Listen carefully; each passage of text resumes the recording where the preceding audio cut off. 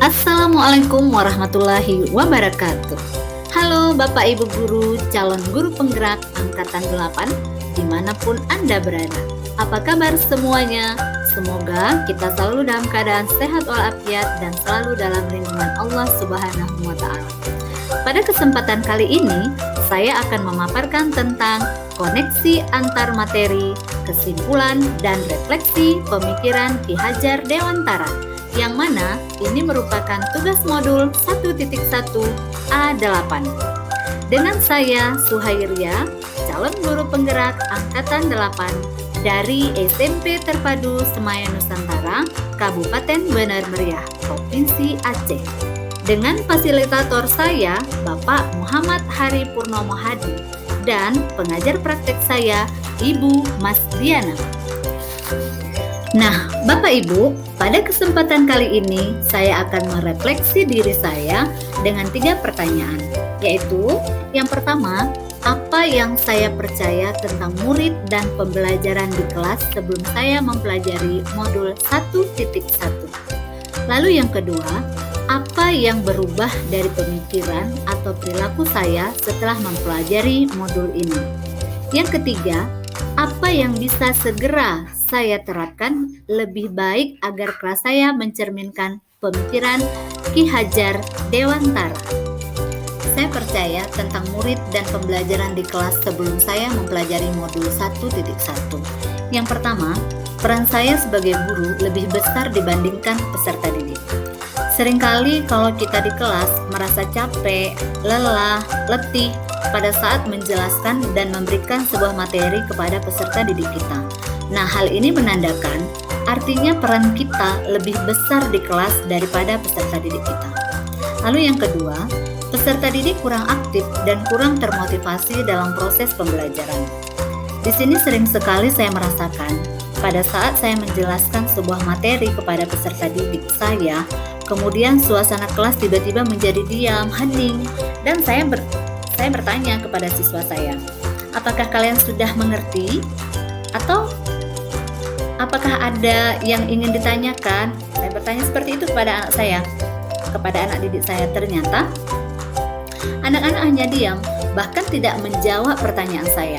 Lalu saya katakan, diam kalian ini ada 2 alternatif. Yang pertama, diam sudah mengerti dengan apa yang ibu sampaikan, dan yang kedua, justru kalian memang tidak mengerti sama sekali dengan apa yang saya sampaikan. Bahkan untuk bertanya pun anak-anak tidak tahu. Nah, ini artinya peran anak didik saya itu kurang aktif dan kurang termotivasi dalam proses pembelajaran. Lalu yang ketiga, sering sekali ketika saya menjelaskan sebuah materi, itu hanya untuk mencapai penilaian dan KKM. Dalam hal ini, saya itu melupakan bahwa pelajaran itu tidak hanya terpusat untuk mentransfer ilmu saja, tetapi juga ada banyak hal menurut pemikiran Ki Hajar Dewantara yang dapat kita lakukan. Dan yang keempat, sering sekali saya merasa kalau saya itu gagal jika peserta didik saya tidak mencapai KKM atau tidak tuntas, bahkan tidak mengerti sama sekali dengan materi yang saya jelaskan. Yang kelima, saya kurang memahami karakteristik peserta didik. Terkadang saya ingin anak-anak itu hanya mendengarkan penjelasan saya saja. Nah, di sini saya tidak menyadari bahwa karakteristik setiap anak itu berbeda-beda dan mempunyai keunikan masing-masing. Ada anak yang dia bisa belajar dengan audio, ada yang dengan visual, atau mungkin gaya belajar dia kinestetik. Nah, di sini saya kurang memahami karakteristik setiap anak didik saya. Dan yang terakhir, yang nomor 6, yang menjadi fokus utama saya adalah bagaimana suasana kelas saya itu tertib, disiplin, dan anak-anak paham dengan materi yang saya sampaikan. Nah, setelah saya mempelajari modul ini, perubahan dari pemikiran atau perilaku saya adalah yang pertama sekali, memberikan peserta didik kebebasan menyelesaikan tugas sesuai dengan minat, bakat, dan kreativitasnya masing-masing. Sering sekali anak didik saya bertanya, Bu, apakah tugasnya harus dibuat gambarnya, Bu? Atau tugasnya harus begini, Bu? Nah, di sini saya memberikan kebebasan kepada semua peserta didik saya. Anak-anak boleh mengerjakan setiap tugasnya sesuai dengan kemampuan atau minat dan bakatnya. Mungkin ada anak, dia suka sekali bercerita menyelesaikan soal itu. Juga ada anak yang dia langsung saja dia mau menyelesaikan tugasnya melalui audio tanpa harus mencatat. Tapi ada juga anak yang karakternya berbeda-beda dalam mengerjakan tugasnya. Nah, di sini saya tidak memberikan patokan bagaimana cara anak mengumpulkan tugasnya. Mereka bebas berkreasi. Yang kedua, pembelajaran berpusat pada anak dengan memberikan stimulus pertanyaan yang menarik untuk dijawab. Nah, di sini saya memberikan stimulus pertanyaan yang menarik untuk dijawab oleh peserta didik. Jadi, di awal pembelajaran saya akan memberikan pertanyaan-pertanyaan yang membuat mereka itu jadi tertarik untuk mempelajari materi itu. Dengan begitu, anak-anak yang awalnya bosan, males-malesan, atau misalnya nggak mau memperhatikan, dia menjadi begini. Oh, seperti itu ya, Bu. Oh, bagaimana caranya, Bu? Nah, pertanyaan-pertanyaan itu muncul, artinya anak-anak sudah mulai tertarik dan termotivasi untuk belajar. Dan yang ketiga, menghargai setiap karakteristik belajar anak, serta memberikan apresiasi atau reward kepada mereka agar lebih termotivasi dalam belajar, serta meniadakan punishment. Punishment ini yang sering saya lakukan itu seperti hukuman ya, apabila anak-anak tidak mengerjakan tugas atau apa. Jadi saya meniadakan punishment itu atau hukuman itu. Jadi di sini saya berusaha untuk memerdekakan semua peserta didik saya dalam belajar. Jadi mereka belajar bukan lagi dengan paksaan atau tekanan, tapi dengan hati yang senang dan bahagia. Lalu kenapa harus diberikan apresiasi atau reward?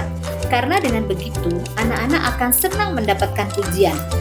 Lalu anak-anak yang lain jadi termotivasi untuk mendapatkan pujian-pujian itu. Hanya simpel saja dengan kata-kata, wah bagus sekali, wah bagus nak, pertahankan ya, ayo siapa lagi yang mau. Nah, hanya kata-kata sederhana seperti itu, belajar peserta didik kita jadi lebih meningkat. Dan yang keempat, pembelajaran yang kreatif dan inovatif. Salah satunya dengan memberikan games edukasi. Nah, hal ini sudah saya coba dan lakukan. Ternyata anak-anak itu senang dan bahagia sekali. Mereka jadi sangat semangat untuk belajar. Karena di awal pembelajaran kita sudah membuka dengan pembelajaran yang disenangi oleh anak-anak. Di awal kita bilang, hari ini kita main games ya. Anak-anak jadi antusias sekali, langsung bertanya, game apa Bu? Game apa Bu? Gitu. Nah, dengan memberikan games edukatif seperti quizzes, tahot, anak-anak jadi senang dan semangat mengikuti pelajaran. Nah, penerapan yang segera saya lakukan di kelas agar mencerminkan pemikiran Ki Hajar Dewantara adalah sebagai berikut. Yang pertama, merancang pembelajaran yang interaktif dan menyenangkan dengan melibatkan peserta didik. Jadi, saya melakukan seperti setiap saya memberikan materi atau pembelajaran, saya memberikan umpan balik atau feedback kepada peserta didik saya. Setiap dari materi yang saya ajarkan ke peserta didik. Yang kedua, menerapkan pembelajaran berbasis kearifan lokal dan budaya. Jadi, hal ini sangat penting sekali untuk peserta didik saya, untuk peserta didik kita, apalagi dengan kemajuan teknologi dan ilmu pengetahuan yang saat sekarang ini sedang sangat berkembang. Banyak sekali anak-anak didik kita yang sekarang sudah hilang akan nilai-nilai budayanya. Nah, di sini kita bisa memberikan penerapan materi kita terhadap kehidupan sehari-hari mereka, ataupun kearifan lokal dan budaya di daerah kita sendiri. Nah, dalam hal ini, karena saya ada di daerah Gayo Bener Meriah, saya sering sekali menyelipkan contoh-contoh pembelajaran IPA saya dengan pola kehidupan di masyarakat Gayo Bener Meriah. Lalu yang ketiga, menerapkan konsep kemerdekaan belajar dan mengintegrasikan setiap pembelajaran dengan pencapaian profil pelajar Pancasila. Seperti yang sudah kita ketahui, profil Pancasila itu ada beriman dan bertakwa kepada Tuhan Yang Maha Esa dan berakhlak mulia, lalu ada bergotong royong, ada mandiri, kreatif, dan berkebinekaan global, dan bernalar kritis. Nah, dalam hal ini, saya mencoba untuk merancang proses pembelajaran saya agar mencerminkan konsep merdeka belajar ini. Jadi, anak-anak semua itu merasa dia itu merdeka, tidak ada perasaan dipaksa atau tidak ada paksaan ataupun tidak ada aturan-aturan yang membuat anak-anak merasa terbebani dan terkekang. Atau pembelajaran itu menjadi yang sangat-sangat monoton begitu, tetapi lebih kepada kita bebaskan untuk anak-anak lebih bereksplorasi agar anak-anak itu muncul ide-idenya yang kreatif dan inovatif dari peserta didik. Kemudian yang keempat, tidak lagi menuntut, tetapi menuntun atau menerapkan sistem AMON. Dalam hal ini, kita sebagai guru berperan sebagai AMON atau PAMON. Nah, dalam penerapannya di kelas, sesuai dengan pengajaran dan pendidikan dari Bapak Ki Hajar Dewantara, di sini menerapkan pola asih, asuh, dan asah. Hal ini tentunya kita berusaha bagaimana memberikan keselamatan dan kebahagiaan yang setinggi-tingginya kepada peserta didik kita. Kemudian yang terakhir, yang kelima, pembelajaran yang sesuai dengan kodrat alam dan kodrat zaman.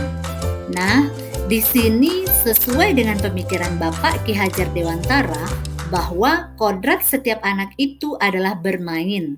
Nah, ini kita terapkan bagaimana caranya kita membuat suasana di kelas itu menjadi sangat menyenangkan dengan cara kita membuat materi itu dengan permainan atau game. Nah, permainan itu bisa lebih baik lagi jika kita membuat permainan yang menggambarkan kearifan lokal dan budaya kita, sehingga itu akan melekat di dalam pemikiran anak didik kita. Nah, kesimpulan yang dapat saya sampaikan adalah ada banyak hal dasar pemikiran dari Bapak Ki Hajar Dewantara yang sangat baik dan sangat luar biasa yang harus segera kita terapkan dalam proses pembelajaran di kelas maupun di sekolah. Seperti salah satu contohnya bahwa anak-anak itu tidak terlahir seperti kertas putih yang kosong. Lalu kita dengan seenaknya memberikan gambar dan warna kepada mereka. Pada dasarnya anak-anak itu sudah punya garis yang samar-samar, tinggal bagaimana kita menuntun garis samar itu menjadi lebih jelas sesuai dengan minat bakat dan keunikan serta keistimewaan setiap anak. Lalu pendidikan itu bukan hanya semata-mata untuk menuntut ilmu saja, tetapi kita juga memberikan suri tauladan, menuntun mereka untuk memiliki profil pelajar Pancasila dan berbudi pekerti yang baik. Seperti kata Bapak Ki Hajar Dewantara, pendidikan itu sejatinya memuliakan anak.